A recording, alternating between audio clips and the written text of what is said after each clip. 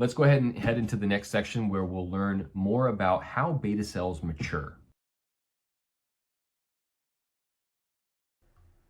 Now, I absolutely love this graphic here. It is from a paper called, I believe, Why and How Beta Cells Mature, or How Beta Cells Secrete Insulin. I'll have it listed in the description, but this is just such an interesting graphic. I just wrote an article about it not long ago, and I'm just excited about it because in the making of this podcast, I've learned a lot. This is not something I just went in and recorded stuff I knew. I was learning along the way. So not all beta cells are created equal. Okay? So from embryonic formation, like within the newborn baby, entering the world and developing the tools to process glucose, process fat, process any sort of food intake. So beta cells form in the pancreas during fetal development. These are brand new. They don't have all the bells and whistles that a mature adult beta cell has. So after they're born, they enter postnatal maturation. They undergo functional changes that enhance their ability to sense glucose, and as a result of that sensing glucose, release insulin. It's all dependent on nutritional and hormonal changes within the child, right? We know the effects that cortisol have on blood sugar regulation. We know the effects that nutrients have on the cellular biology and physiology and its ability to release and produce insulin.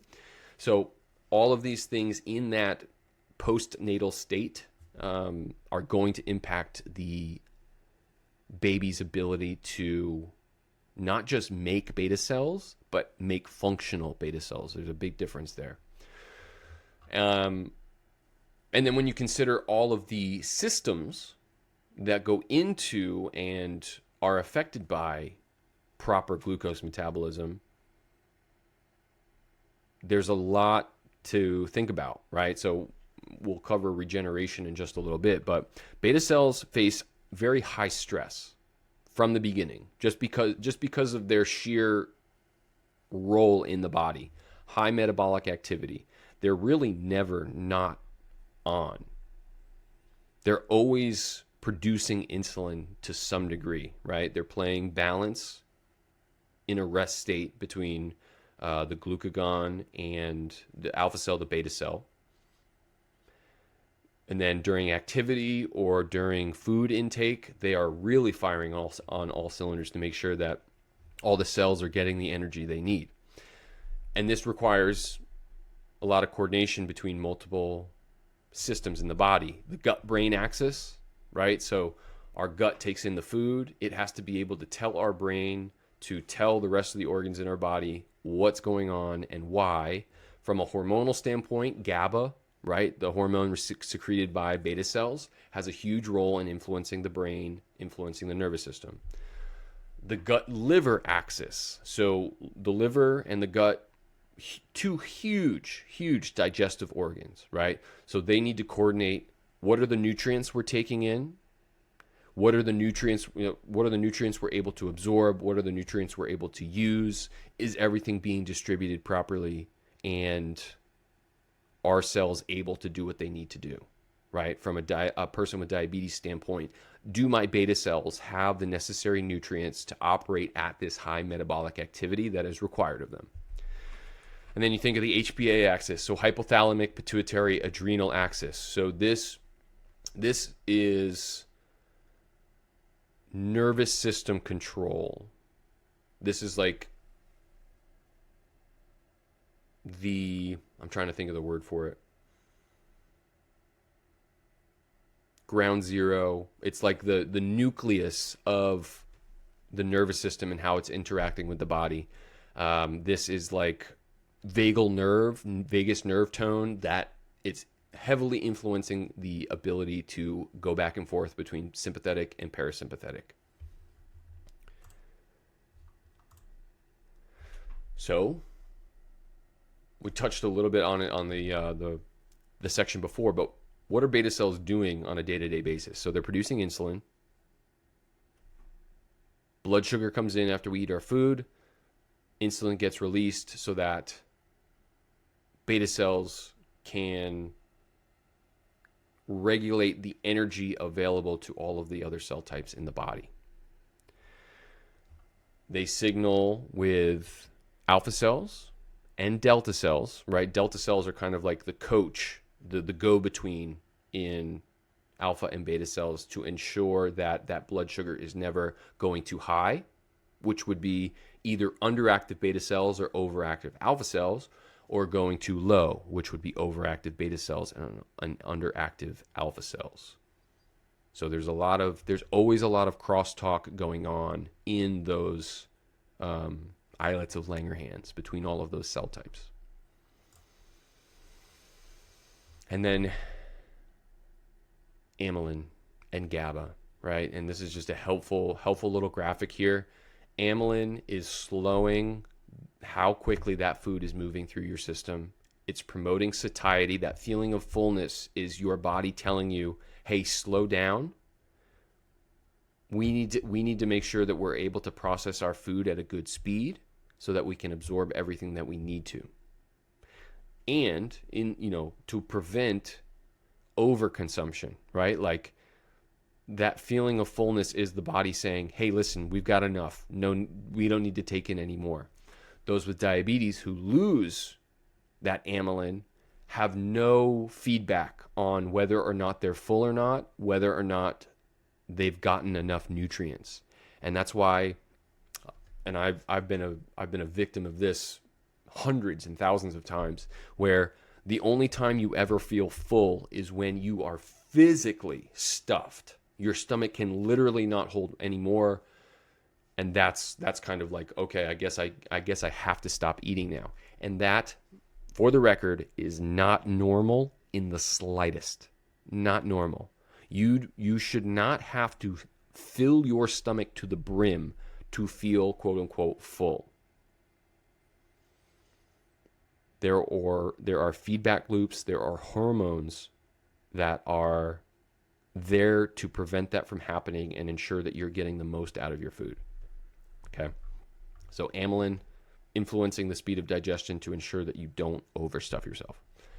GABA calms inflammation, protects beta cells from immune attacks, so it does have an anti-inflammatory effect in terms of quieting the immune system. It acts on alpha cells, and there's an interesting study which I'll have linked in the description as well.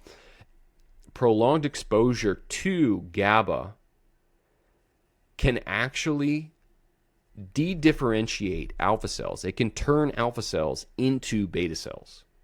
There's a graph on that we'll touch later on in the podcast.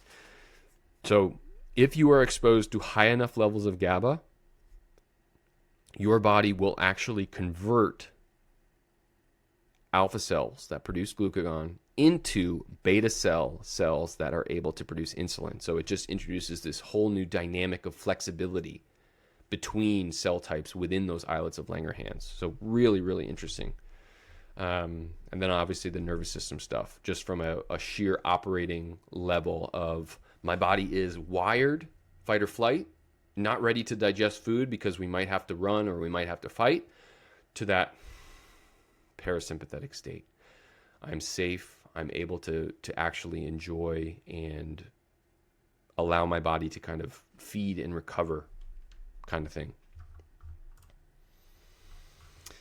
And a little bit more about beta cells and their levels of vulnerability when it comes to either pathogenic attack or internal distress, internal oxidative stress, and acting against the immune system, which of course is a focus of those with type 1 diabetes because of the alleged autoimmune origins. So beta cells have inherently low levels of antioxidant enzymes.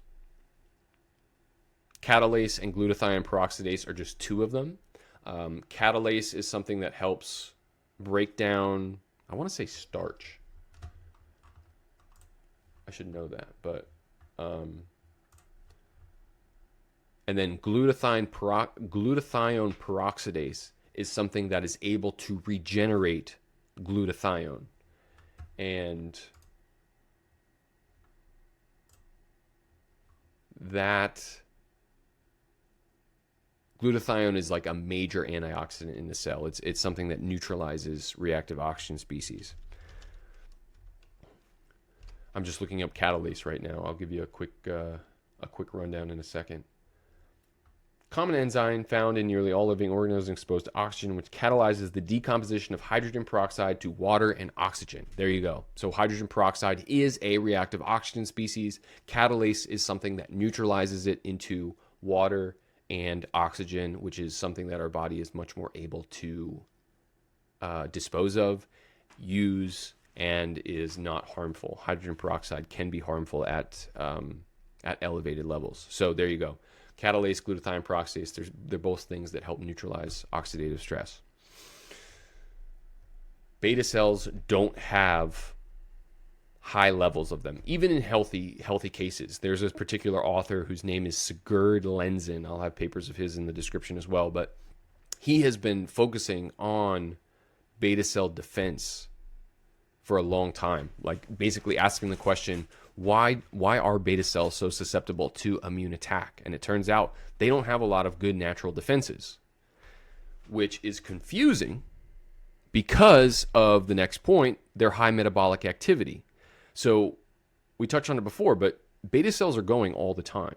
And every reaction has a byproduct, right? There's some degree of waste in every metabolism, whether it's healthy or not. So with this high metabolic activity, beta cells also produce a lot of waste. And waste in the cell comes in the form of reactive oxygen species. No cell is a stranger to ROS, right? ROS is a sign of just a healthy metabolism. It's a matter of degree.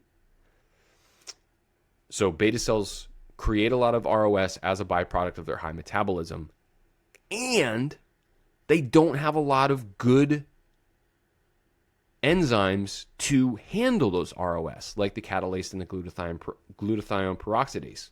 How does that make sense? So without adequate antioxidant defenses, beta cells tend to be more prone to oxidative damage. So it seems that they operate kind of on the edge of too much, right?